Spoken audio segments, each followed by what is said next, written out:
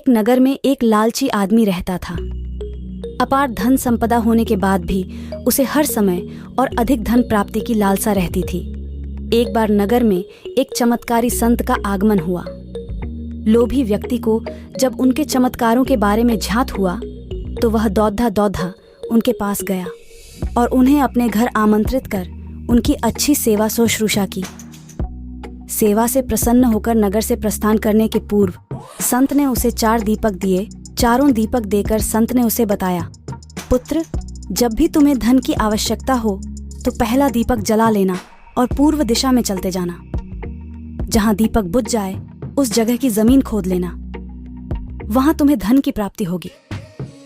उसके उपरांत पुनः तुम्हें धन की आवश्यकता हुई तो दूसरा दीपक जला लेना, जिसे लेकर पश्चिम दिशा में तब तक चलते जाना जब तक वह बुझ ना जाए। उस स्थान से जमीन में गड्ढी अपार धन संपदा तुम्हें प्राप्त होगा।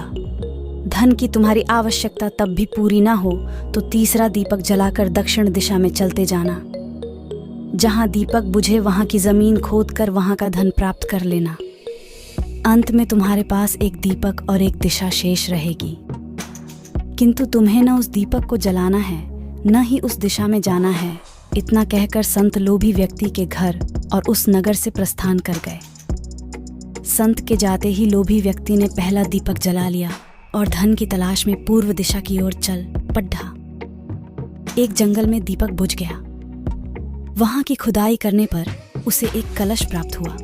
वह कलश सोने के आभूषणों से भरा हुआ था। लोभी व्यक्ति ने सोचा कि पहले दूसरी दिशाओं का धन प्राप्त कर लेता हूँ, फिर यहाँ का धन ले जाऊंगा। वह कलश वहीं झादियों में छुपाकर उसने दूसरा दीपक जलाया और पश्चिम दिशा की ओर चल पड़ा। एक सुनसान स्थान में दूसरा दीपक बुझ गया। लोभी व्यक्ति ने वहां की जमीन खोदी। उसे वहां एक संदूक मिला जो सोने के सिक्कों से भरा हुआ था। लोभी व्यक्ति ने वह संदूक उसी गड्ढे में बाद में ले जाने के लिए छोड़ दिया। अब उसने तीसरा दीपक जलाया और दक्षिण दिशा की ओर बढ़ गया। वह दीपक एक पेड़ रीछ के नीचे बुझा। वहां जमीन के नीचे लोभी व्यक्ति को एक गड्ढा मिला जिसमें हीरे मोती भरे हुए थे।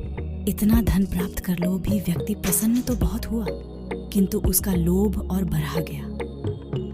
वह अंतिम दीपक जलाकर उत्तर दिशा में जाने का विचार करने लगा, जिसके लिए उसे संत ने मना किया था।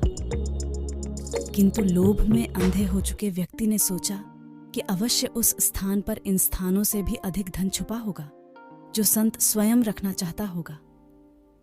मुझे तत्काल वहां जाकर उससे पहले उस धन को अपने कब्जे में ले लेना चाहिए। उसके बाद सारा जीवन मैं ऐशो आराम से बिताऊंगा। उसने अंतिम दीपक जला लिया और उत्तर दिशा में बढ़ने लगा। चलते चलते वह एक महल के सामने पहुंचा। वहां पहुंचते ही दीपक बुझ गया। दीपक बुझने के बाद लोभी व्यक्ति ने महल का द्वार खोल लिया और महल के भीतर प्रवेश कर महल के कक्षों में धन की तलाश करने लगा। एक कक्ष में उसे हीरे जवाहरातों का भंडार मिला, जिन्हें देख उसकी आंखें चौंधियां गईं। एक अन्य कक्ष में उसे सोने का भंडार मिला। अपार धन देख उसका लालच और बढ़ने लगा। कुछ आगे जाने पर उसे चक्की चलने की आवाज सुनाई पड़ी। वह एक कक्ष से आ रही थी। आश्चर्यचकित होकर उसने उस कक्ष का द्वार खोल लिया। वहां उसे एक वृद्ध व्यक्ति चक्की पीसता हुआ दिखाई पड़ा। लोभी व्यक्ति ने उससे पूछा, यहाँ कैसे पहुंचे बाबा? क्या थोड़ी देर तुम चक्की चलाओगे? मैं जरा सांस ले लूं, फिर तुम्हें पूरी बात बताता हूं कि मैं यहाँ कैसे पहुंचा और मुझे यहाँ क्या मिला। वृद्ध व्यक्ति बोला। लोभी व्यक्ति ने सोचा कि वृद्ध व्यक्ति से यह जानकारी प्राप्त हो जाएगी कि इस महल में धन कहाँ कहाँ छुपा है, और उसकी बात मानकर वह चक्की चलाने लगा। इधर वृद्ध व्यक्ति उठ खड़ीरिड़ा हुआ और जोर जोर से हंसने लगा।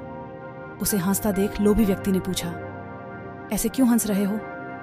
यह कहकर वह चक्की बंद करने लगा। अरे अरे, चक्की बंद मत करना। अब से यह महल तेरा है।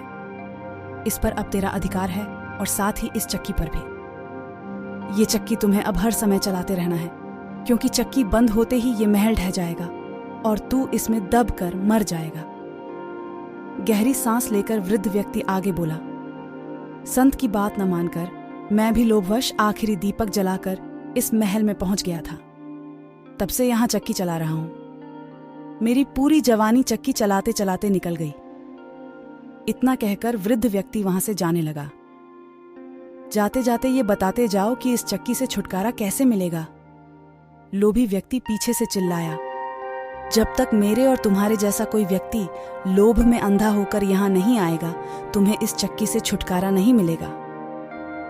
इतना कहकर वृद्ध व्यक्ति चला गया। लोभी व्यक्ति चक्की पीसता और खुद को कोसता रह गया। सीख, लालच बुरी बला है, इसलिए लालच कभी न करें।